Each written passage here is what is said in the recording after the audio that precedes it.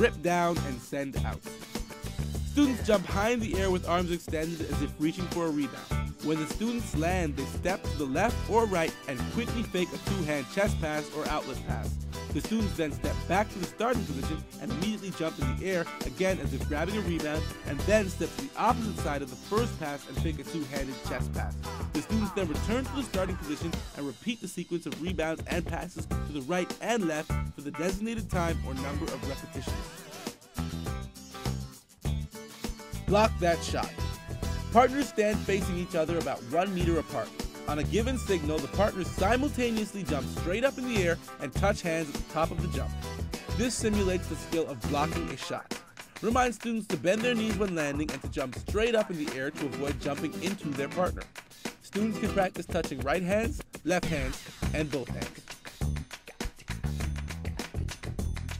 The rebounder. Students shuffle 2 times to the right and then jump straight up in the air as if rebounding the ball.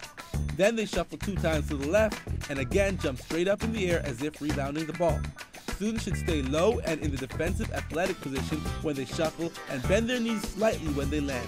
Repeat the sequence for the designated time or number of repetitions. Defensive flurry. Students perform the flurry where they run on the spot with tiny quick steps. Every 5 steps, they take a quick step backwards, first with the left foot and then with the right foot. Students should be in an athletic position with arms bent out in front of the body at 90 degrees with fingers pointing up and palms facing out. Continue the sequence of defensive footwork steps for 20 seconds, then jog on the spot for 10 seconds and resume the defensive flurry for the duration of the station. Shuffle shuttle. Set up 2 pylons or use lines about 5 to 10 meters apart. Students assume the defensive position with arms in front of the body bent at 90 degrees and palms facing out. Students shuffle between the 2 pylons and touch each pylon with the closest hand. Students should use the foot closest to the pylon to plant and push off from as they change direction after touching the pylon. Remind students to stay low as they shuffle and as they touch the pylons. Repeat for the designated time or number of repetitions.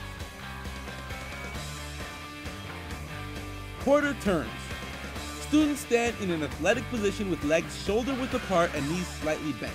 Students jump in the air with both feet and turn 1/4 turn to the left. The students then jump right back to the original starting position, followed immediately with a 1/4 turn to the right and a jump back to the original starting position. Students should land with knees slightly bent to absorb the force of the landing. Repeat the sequence continuously for the designated time or number of repetitions. Defensive jacks. Students assume a defensive stance with feet and arms shoulder-width apart, knees slightly bent, and arms in front of the body bent at 90 degrees, with fingers pointing up and palms chest height facing forward. Students perform an activity similar to jumping jacks, but keep their hands steady at shoulder-width apart and at chest height. Only the elbows, upper arms, and legs move in and out with each jump. Remind students to bend their knees slightly with each landing. Students repeat the sequence continuously for the designated time or number of repetitions. If students are unable to jump in the air, they can perform a modified version of the defensive jack by standing on one leg and stepping the other leg in and out while at the same time moving their elbows and upper arms in and out.